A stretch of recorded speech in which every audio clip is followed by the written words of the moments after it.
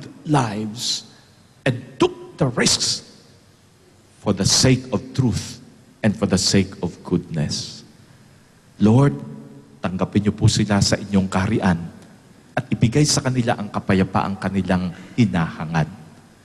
But then I talked to Ninoy and to Cory, and I asked for the grace of courage, na seryosuhin kong pag-isipan, one day I have to stand before my God to account for the things that I did and to be asked that one big question: will I be able to enter heaven? The life of Ninoy and the life of Cory were lives that were not easy. Ninoy, he knew, nasa airplane pa lang, he knew he might die. But he said, I cannot be petrified by the fear of knowing I am going to die. I have to come back because I have this mission to do something for the Filipino people. He was one guy who took the risk of doing good, of standing for the truth, of fighting darkness, knowing that in the end, whether he lives or not, heaven is going to be his. I looked at Cory and I said, Mom, please pray for me to the Virgin, that I may also live my life knowing that I must live it hindi para sa sarili, kundi isang buhay na ibinibigay para sa bayan at para sa minamahal sa buhay.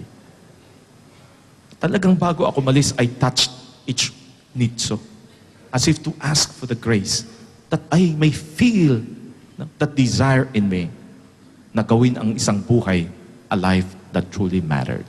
Kanina coming over, I was listening to Brother Bo Sanchez. At ang sabi niya, mayroon po daw nag-interview sa napakaraming mga tao, Buddhist, Kristiyano, anong relihiyon. Ang tanong, ano yung pinakamalaking regret mo sa buhay? Alam nyo, the most common answer from all of these people of various creeds, of various nationalities, iisa, that I did not take risk. That I did not get out of my comfort zone. That I did not dare to do something good. My dear friends, sana, pag tayo po'y namatay, wag lamang at ang masabi lamang sa atin, ay, parang natutulog lamang siya.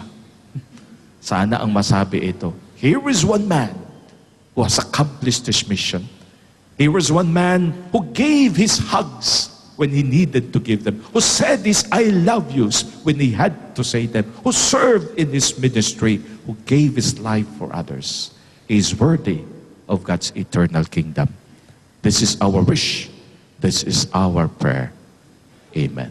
Tayo po'y magsitayo. I believe in God, the Father Almighty, creator of heaven and earth. I believe in Jesus Christ, his only Son, our Lord. He was conceived by the power of the Holy Spirit and born of the Virgin Mary.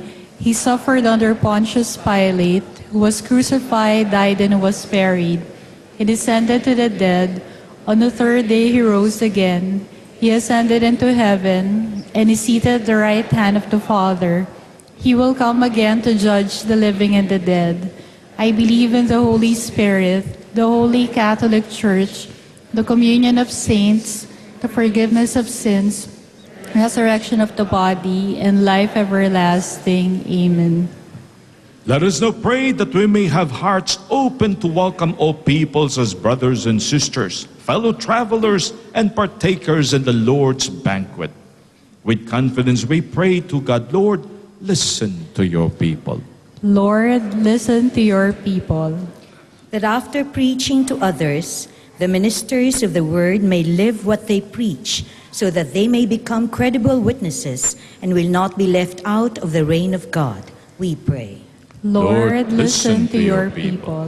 That we may see ourselves not as the only ones who will be saved, but, like the rest, as partakers of the Lord's gift of salvation. We pray. Lord, listen to your people. That those who suffer in any way, and those who feel they may have difficulty passing through the narrow door, may come closer to Christ who saved us through his cross. We pray.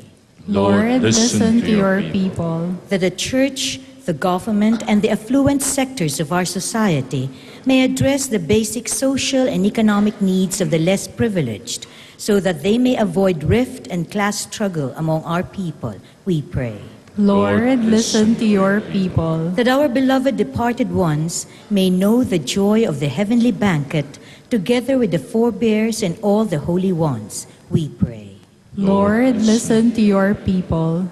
For the family of Boy and Elsa Chavez of Boyal Marketing of Oton, Iloilo, for their intentions and for the birthday intentions of Susan Horta, Pipito Reyes, Ami Padilla, Nancy Reyes, Trexie Crame, Fred Francisco, and for also the birthday intentions of Bartolome Hiloca Sr. and his healing and comfort, let us pray to the Lord. Lord, listen to your people. Fill our family with your Spirit, Lord, so that our lives may give you praise and glory through Christ our Lord. Amen. Please remain standing as the gifts are being offered.